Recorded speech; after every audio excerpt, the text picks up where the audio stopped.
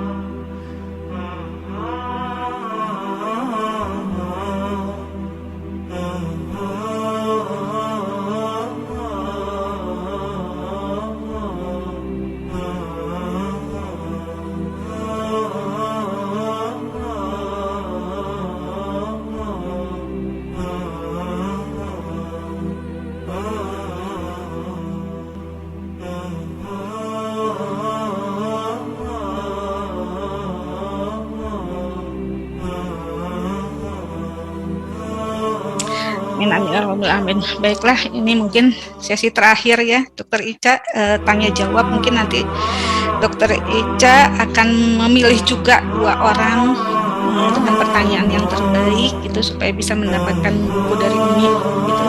Harusnya satunya untuk buat saya itu, tapi sebetulnya nggak apa-apa. Ini dulu nanti saya bicara tentang buku. Saya juga baru beli Umi Islam dihujat itu, dan saya dapatnya buku yang bekas lagi, ada tanda tangan orang anak saya yang beliin, tapi ya alhamdulillah dapat lah gitu. Oke, ini pertanyaan pertama dari Asyifah Amrini. Assalamualaikum Dokter Karissa, Allah, namanya hampir mirip dengan nama anak kedua saya. Yang ingin saya tanyakan, maaf sebelumnya, dulu kan Dokter Karissa kan juga aktif di tempat ibadah sebelumnya, dan sekarang setelah menjadi muslimah aktif juga berbicara di mana-mana. Nah, yang jadi pertanyaan, apakah perbedaan rasa ketika menjalankan kegiatan tersebut? Jazakallah khairan atas jawabannya. Silakan. Ya, terima kasih Bu Asyifah pertanyaannya. Ya, kalau sebelumnya itu saya sebenarnya nggak banyak sih. Jadi saya waktu yang mungkin beredar di YouTube itu saya sedang sharing. Saya kebetulan sempat ikut conference di Singapura, terus banyak teman yang nggak bisa mengikuti conference tersebut. Jadi saya sharing yang dari conference tersebut aja gitu. Untuk yang hari-hari ini juga itu sebenarnya ini awalnya masih terkait lagi sama Umi, sama Kak Sali, anaknya Umi Iren Handono. Nah, waktu itu saya dihubungi oleh pihak Rasil untuk sharing tadi ya, yang makanya akhirnya dapat nomornya dari Kak Sali, anaknya Umi Iren. Kemudian saya konfirmasi Kak Sali, ternyata betul. Terus saya itu, dan nggak nyangka ya, ternyata jalan Allah dibuat kemarin itu rame ya. Saya berpikirnya waktu itu, saya pun berpikir, aduh maaf ya Mas, saya ngomongnya belepotan panjang lebar, saya bilang gitu. Nggak apa-apa dokter, ternyata memang maksud Allah ya, Allah sayang sama hamba-hambanya, jadi boleh pakai siapa aja ya, termasuk saya tuh yang saya lagi dibanding Dokter Irna. Kalau Dokter Irna ngerasa ilmunya nggak cukup, apalagi saya ya dok. Sebenarnya sampai hari ini pun saya merasa nggak pede dok, nggak pede untuk menyampaikan ini, karena tadi ya, saya bukan ustazah, belum pernah belajar ilmu agama. Sangat ingin banget kalau ada kesempatan bisa belajar lebih dalam lagi gitu ya, cuman memang belum bisa. Dan tapi waktu itu saya sempat, abis ramai itu saya justru sempat nggak mau dok diundang kemana-mana itu, karena satu memang keluarga memperingati gitu, kedua juga waktu itu saya kayak tadi melihat ke diri sendiri, kayaknya nanti kalau sampai salah di mana dan di mana. Sampai akhirnya saya berdoa terus, ya Allah gitu kan, engkau mau seperti apa gitu, saya harus seperti apa gitu ya, tolong bimbing, tolong tuntun saya bilang gitu. Ketika saya fokusnya nggak ke diri saya, tapi kita fokusnya ke Allah, dan saya berserah gitu, Allah mau pakai saya, ya udah akhirnya alhamdulillah dimudahkan untuk ketemu guru-guru, untuk bisa tetap ikut kelas-kelas termasuk santri online di UMI gitu.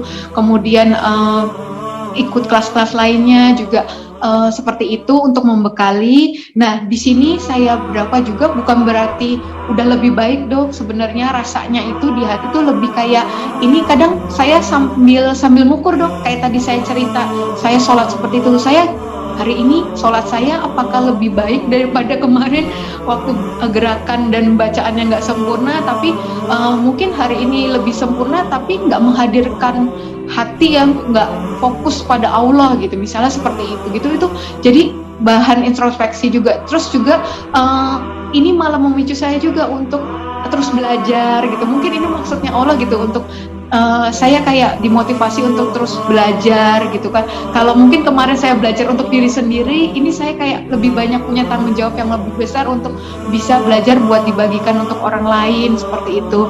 Kemudian beda rasanya juga tentang niat ya. Dulu ya pastinya berdoa ya, mau ngapain aja berdoa.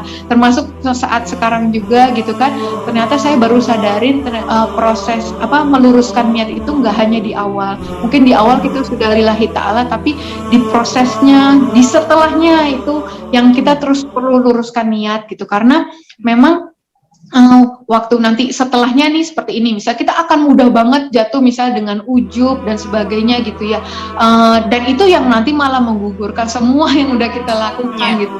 Jadi itu hal-hal itu yang saya alhamdulillah gitu ada guru-guru yang menjaga juga gitu ya, untuk memperingati gitu ya, nggak boleh ini, nggak boleh itu, dan hati-hati dan sebagainya seperti itu.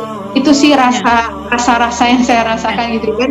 Dan ketika Islam ini yang mindset saya itu yang berubah banget, yaitu tentang bahwa semua hal itu yang kita lakukan bisa bernilai ibadah gitu ya, bukan kegiatan memasak pun, ngurus anak pun itu tetap bernilai ibadah ketika kita sambil berzikir, ketika kita terus connect sama Allah gitu, terus sambil berserah pasrah pada Allah gitu. Tapi sebaliknya kita melakukan aktivitas akhirat nih, misalnya sholat kah, ngaji kah, ikut kajian kah, tapi kita nggak menghadirkan Allah, nggak mengingat Allah di dalamnya, ya nggak bernilai ibadah gitu. Itu yang jadinya di situ rasa-rasa itulah yang mungkin sedikit beda-beda yang saya rasakan gitu.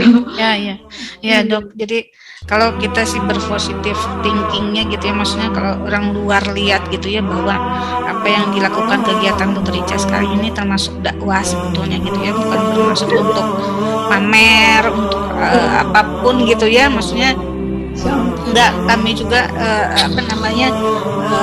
terus terang mengundang ini karena rasanya beda kalau nggak dengar sendiri gitu.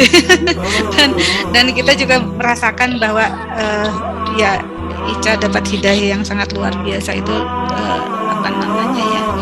jadi saya sih mikirnya teruskanlah kegiatan ini ya Dokter Ica ya. Jadi mungkin ini jangan-jangan penerus Umi selanjutnya ini. Umi Rena ini selanjutnya gitu, perlu Umi Rena yang lainnya ini ya.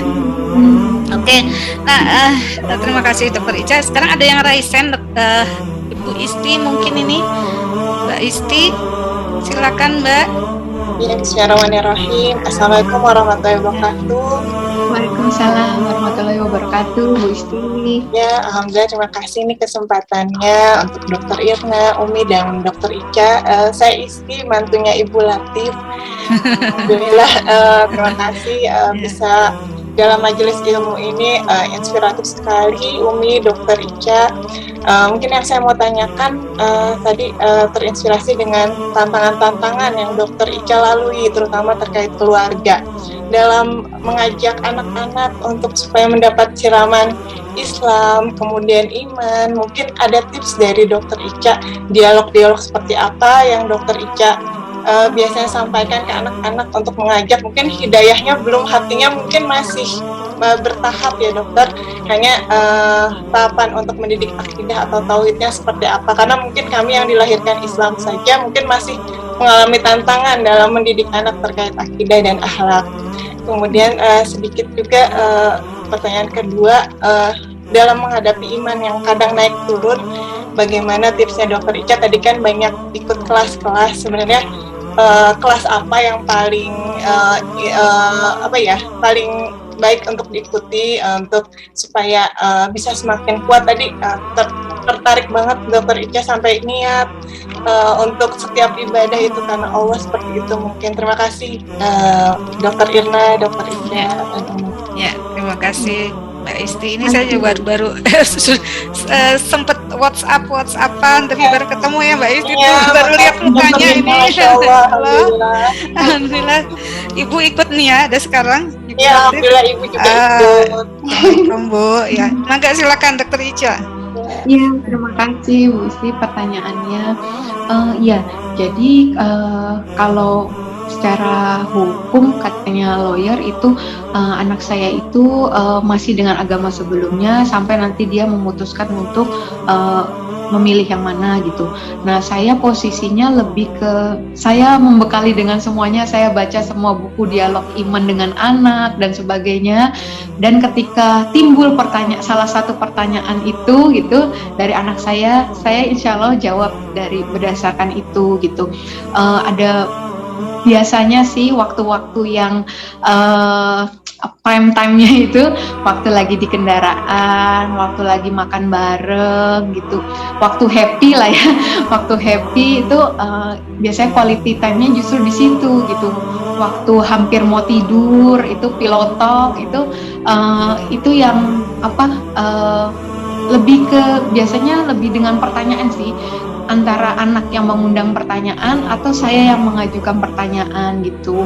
Dan berusaha banget dibuat seringan sepengertiannya anak-anak gitu biasanya gitu, sedikit tapi mungkin itu masuk gitu ke mereka gitu. Jadi masih di tahap itu sih. Terus kalaupun saya ngundang guru ngaji dan sebagainya itu buat saya, bukan buat anak-anak. Cuman ya gitu, kadang saya ngundang buat guru buat saya, tapi kadang mereka juga sempat dengar dan sebagainya gitu. Jadi masih tahap seperti itu sih gitu. Mudah-mudahan ada jalan gitu, insya Allah gitu.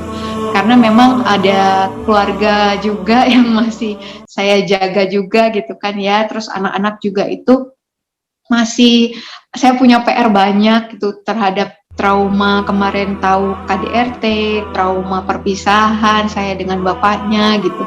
Terus saya mau memasukkan Islam itu dengan keindahan gitu, bukan dengan yang paksaan atau gimana. Karena anak-anak pasti kan lebih seneng yang happy ya, bukan yang kalau itu dia pasti akan memilih yang mudah, pasti memilih yang enak, yang happy gitu. Jadi saya usahakan seperti itu karena memang juga prinsipnya di Islam ini beda ya, tidak ada paksaan dalam memeluk Islam dan sebagainya. Nah, walaupun nanti ya insya Allah untuk anak-anak mudah-mudahan ada jalan untuk bisa nanti masuk ke dalam tahap mendisiplinkan. Tapi memang sebelum itu saya PR-nya banyak banget gitu. Mohon doanya dari teman-teman sejawat di sini. Kemudian kedua tentang istiqomah itu murni rahmat Allah ya. Saya cuma selalu minta sama Allah diberi keistiqomahan karena saya juga manusia, itu mudah lalai, mudah lupa gitu ya, mudah lemah banget gitu, masih jauh dari sempurna juga gitu. Jadi selalu minta pertolongan Allah gitu karena nggak mungkin gitu. Yang saya lakukan sebenarnya biasa aja dan itu kewajiban umat muslim pada umumnya. Kalau ada yang nanya amalan apa, biasa aja.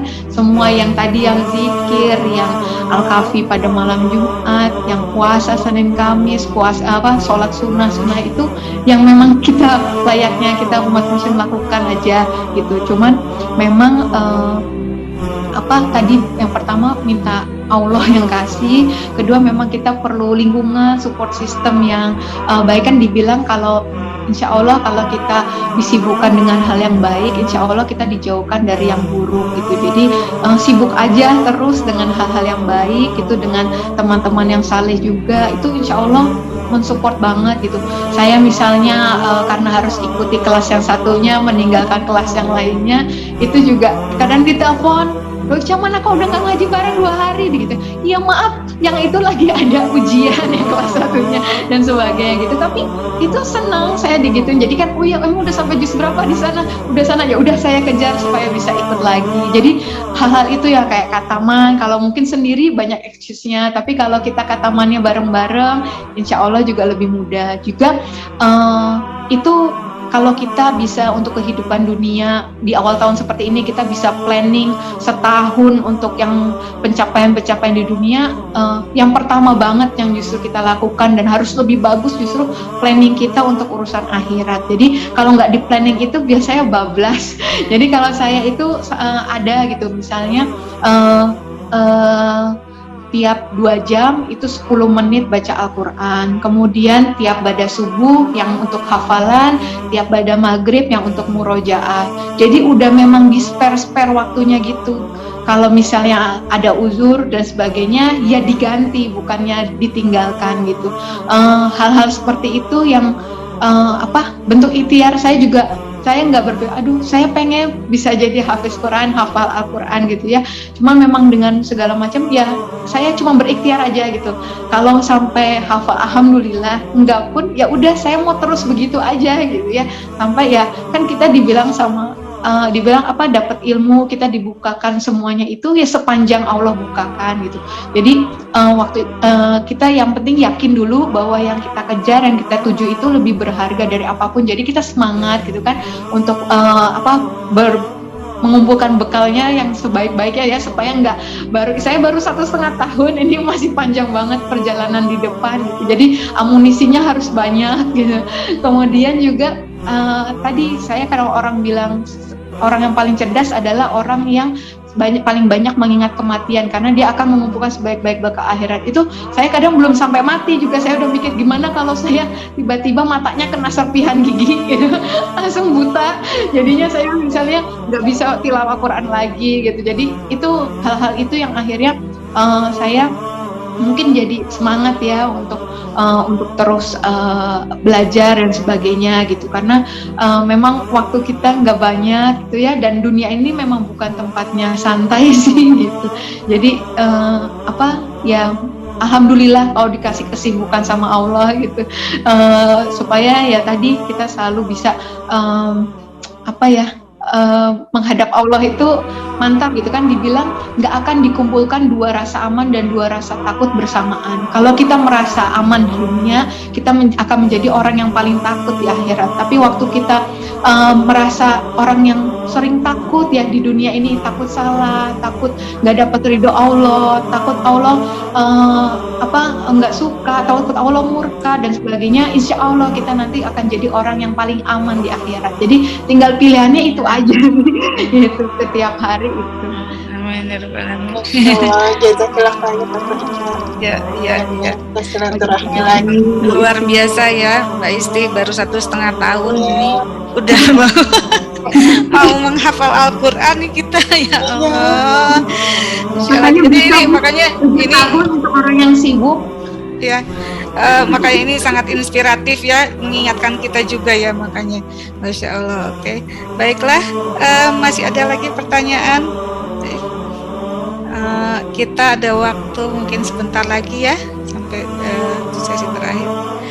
Oke, Mbak Yuniarti yang tadi ya mau sebentar via YouTube dulu ya Mbak Yuniarti sebentar. Assalamualaikum Dokter Ica, 1 tahun terakhir ini dokter viral banget di YouTube. Bagaimana caranya dokter menyikapi itu? Saya terus terang juga baru tahu belakangan ini, karena 1,5 tahun yang lalu ya Dokter Ica ini sudah refer to Islam gitu ya. Tadi Dokter Ica juga bilang bukannya kemauannya dan sebagainya, tapi bagaimana cara menyikapinya, mungkin kita lihat dari sisi baiknya juga ya. Makasih, silakan Dokter Ica. Ya, makasih. Ya, ini saya justru ini ujian juga buat saya. Saya baru sadar juga ternyata ujian tuh nggak hanya keburukan ya, ujian kebaikan tuh justru malah lebih sulit, karena memang pujian dan sebagainya itu justru lebih mudah menjauhkan diri kita dari mengingat Allah, daripada kalau kita keburukan udah pasti otomatis sholatnya sampai nangis-nangis gitu ya.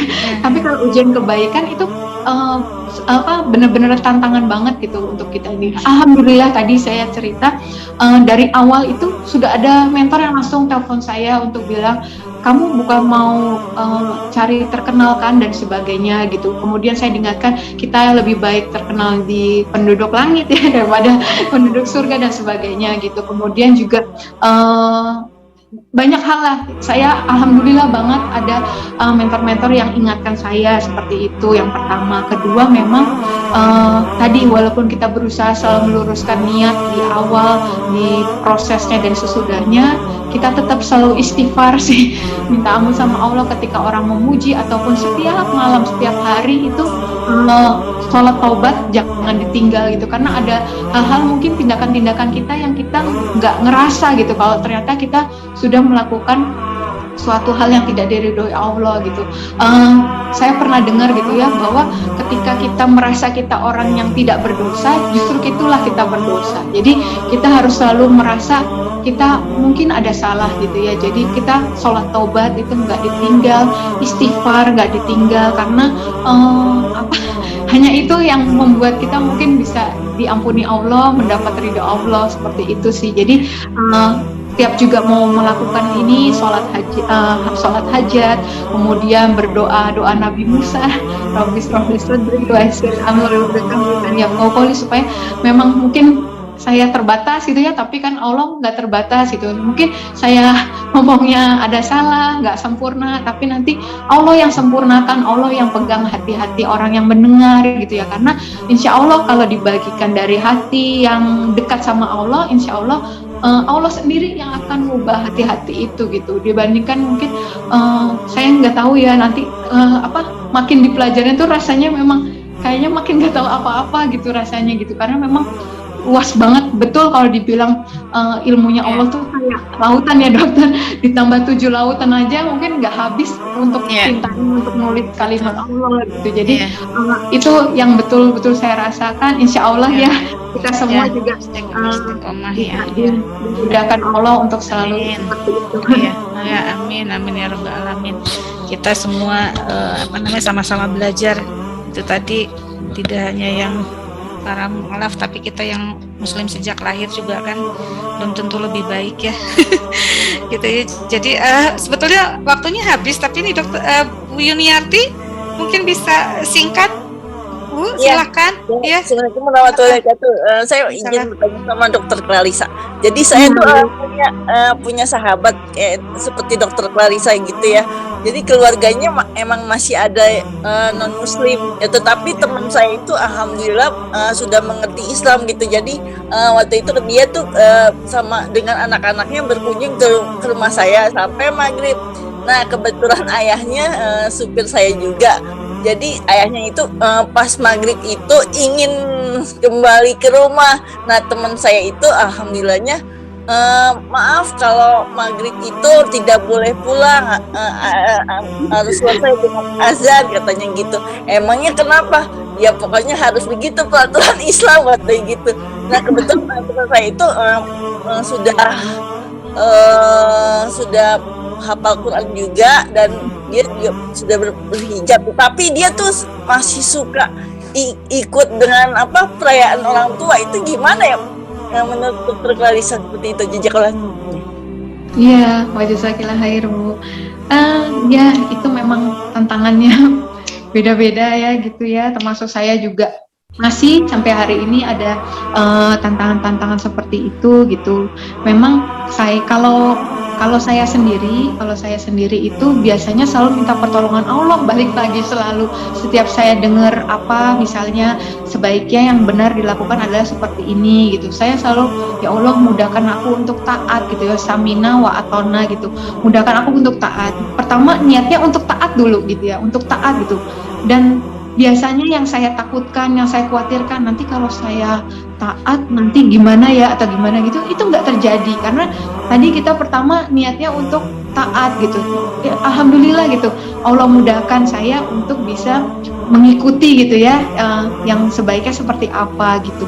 Nah mudah-mudahan nanti sama Bu Yuniarti juga bisa dimudahkan Allah juga untuk bisa makin sempurna. Saya juga nggak bilang saya udah sempurna sih, karena memang masih banyak hal yang harus disempurnakan, tapi biasanya saya selalu begitu. Saya dengar apa, saya harus lakukan apa yang sebenarnya harus dilakukan, itu saya, ya Allah mudahkan saya untuk taat. Biasanya gitu, dan alhamdulillah itu nanti Allah kasih jalan gitu, kasih kemudahan gitu begini. Ya, amin. Jawabannya Iya, Dokter iya. Ya, sama-sama, terima kasih. Baiklah, pengennya masih terus gitu ya, bisa sampai sore kalau nanya. Tapi waktunya sudah habis. Memang kita akhiri sesi kedua ini dengan pemilihan lagi door prize. Dr. Ica dipilih 2 orang yang bisa berhak mendapatkan buku antara aku dan Irena. Gitu. Ya silahkan. Kira-kira siapa? Tadi Boleh. ada. Ya, silakan. Mbak. Ya, yang pertama ya Mbak Asif apa sih tadi? Coba dibuka lagi. Mbak Asifa ya. Asifa dan Mbak Isti boleh. Bu Yunia itu tadi kayaknya sudah dapat. Sudah dapat ya. Ya, alhamdulillah. Semoga bermanfaat ya. Mbak Asifa sama Mbak Isti, bukunya nanti akan dikirim oleh panitia. Kalau nanti dihubungi panitianya akan menampilkan WhatsApp-nya. Baiklah, karena waktu yang sudah habis juga, terima kasih kepada seluruh jemaah yang hadir. Jika ada kekurangan dan apa yang saya sampaikan kurang berkenan juga, mohon dibukakan pintu maaf. Semoga semua langkah kita, usaha kita dicatat sebagai amal kebaikan dan sebagai ibadah, sebagai bekal kita nanti bertemu dengan Allah Subhanahu wa taala. Amin ya rabbal alamin. Semoga kita semua di sini, keluarga dan teman-teman, mendapatkan hidayah yang terbaik